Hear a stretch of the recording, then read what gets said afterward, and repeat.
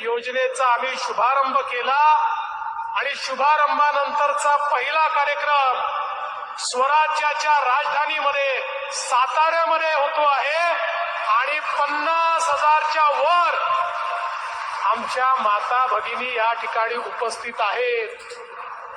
एक अशी म्हण आहे, जाको राखे साईया मार सके ना कोय, म्हणजे ज्याच्या मागे साई त्याला कोणी मारू शकत नाही। आता आम्ही असं म्हणतो, ज्याच्या मागे ताई त्याला कोणी मारू शकत नाही।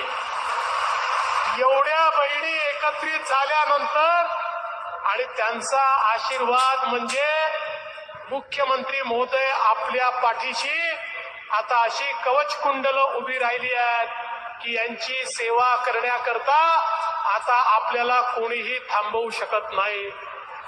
खरं म्हणजे या महाराष्ट्रामध्ये आणि देशामध्ये आमच्या महिलां केंद्रित अशा प्रकारच्या योजना या सातत्याने आपण सुरू केल्या, कारण देशाचे प्रधानमंत्री माननीय मोदीजींनी सांगितलं, भारताला गरिबीतनं मुक्त करायचं असेल, विकसित भारताची निर्मिती करायची असेल तर महिलांना सक्षम करावं लागेल, महिलांना मुख्य धारेत आणावं लागेल, महिलांना मानव संसाधनामध्ये परिवर्तित करावं लागेल, महिलांच्या माध्यमातून या ठिकाणी अर्थव्यवस्था तुम्हाला संचालित करावी लागेल, तरच विकसित भारताचा आपला जो स्वप्न आहे ते आपण पूर्ण करू शकू।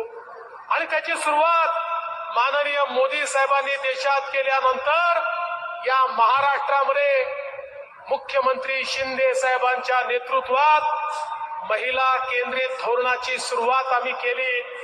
मग लेक लाडकी सारखी योजना असेल की ज्यामध्ये घरी मुलगी जन्माला आली तर ती 18 वर्षाची होतपर्यंत 1 लाख रुपये द्यायचे।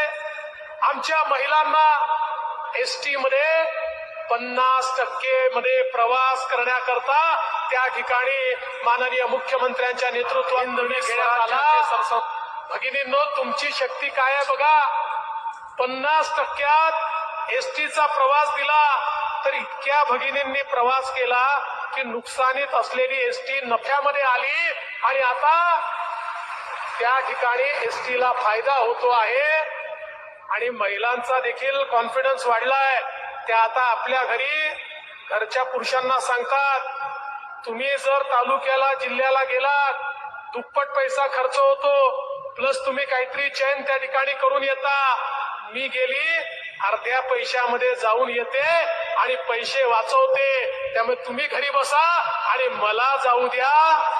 हा कॉन्फिडन्स आज आमच्या महिलांमध्ये या ठिकाणी पाहायला मिळतोय।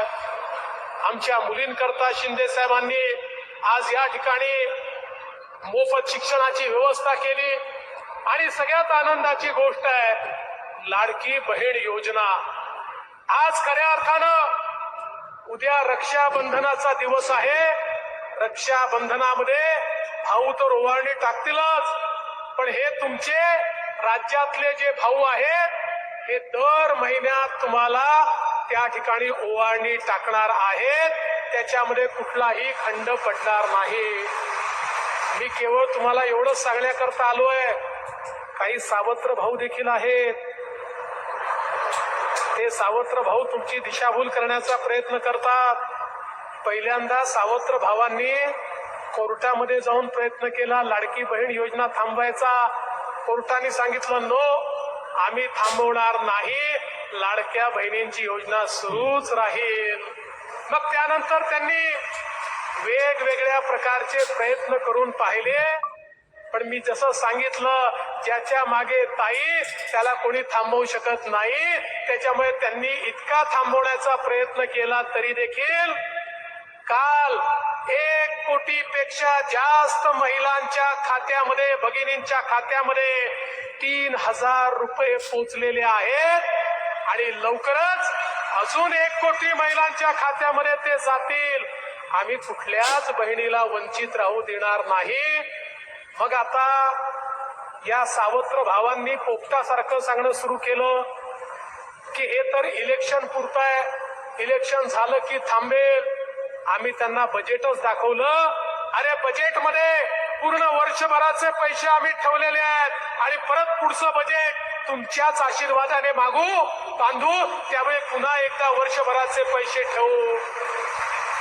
जर कायद्यामध्ये एकत्र 5 वर्षाचे पैसे ठेवता आले असते तर ते देखील आम्ही ठेवले असते, कारण आमच्या लाडक्या बहिणींकरता हे पैसे आहेत. पण काळजी करू नका. आणि तुम्ही बघा, हे ज्या प्रकारे बोलतायत, उद्या चुकीनं जर हे सत्तेमध्ये आले तर पहिलं काम काय करणार? लाडक्या बहिणींचं अनुदान हे थांबवणार.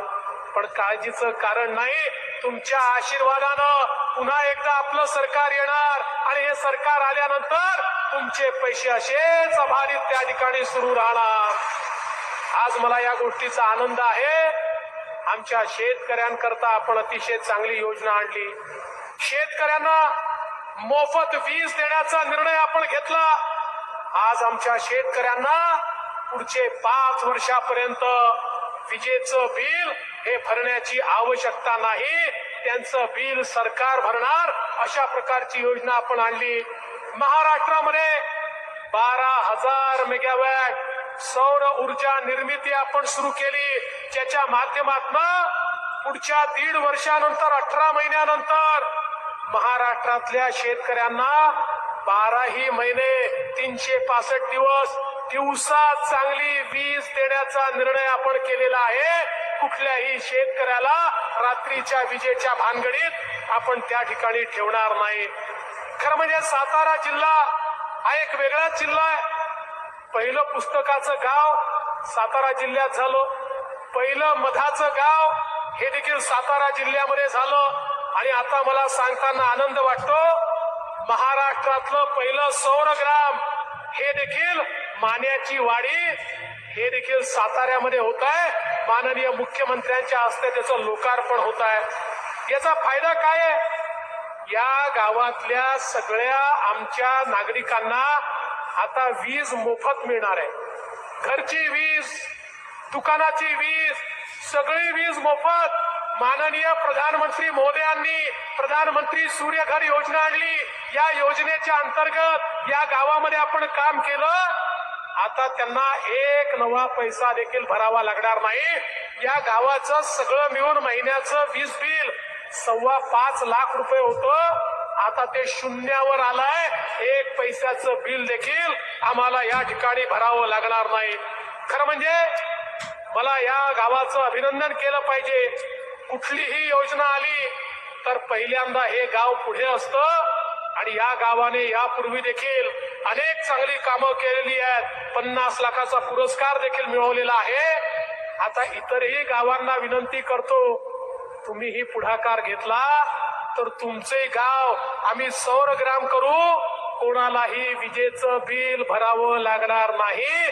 म्हणजे शेतीचंही मोफत आणि घरातलंही मोफत, अशा प्रकारची योजना आज या ठिकाणी आपण आणलेली आहे.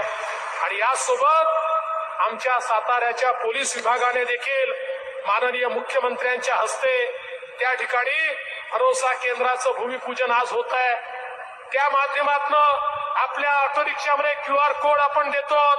साताऱ्याच्या बसेसमध्ये CCTV त्या ठिकाणी आपण देतो. आणि या माध्यमातून महिलाची हेल्पलाईन देखील सुरू करतोय. कुठल्याही परिस्थितीमध्ये महिलांना कुठल्याही त्रासाला सामोरं जावं लागणार नाही. आणि कोणी त्रास द्यायचा प्रयत्न केला तर समोरच पोलीस तुम्हाला तुमच्या हाकेवर उपस्थित असेल, तुमच्या मोबाईलवर उपस्थित असेल, अशा प्रकारची व्यवस्था आपण केलेली आहे. आणि माननीय मुख्यमंत्र्यांच्या हस्ते त्याचंही लोकार्पण आज होत आहे. मी आज पुन्हा एकदा आमच्या सर्व बहिणींना, सर्व भगिनींना रक्षाबंधनाच्या शुभेच्छा देतो. तुमचं प्रेम असंच आमच्या पाठीशी राहू द्या. ईश्वराने प्रत्येक गोष्टीचं मूल्य ठरवलं आहे, पण एका गोष्टीचं मूल्य ईश्वराला ठरवता आलं नाही, ते म्हणजे आईचं प्रेम, बहिणीचं प्रेम, मुलीचं प्रेम. याचं मोल हे ईश्वर देखील ठरवू शकलेला नाही. असं आपलं अनमोल प्रेम आमच्या पाठीशी आपण ठेवावं, एवढीच विनंती करतो आणि माझं बोलणं संपवतो. धन्यवाद. जय हिंद.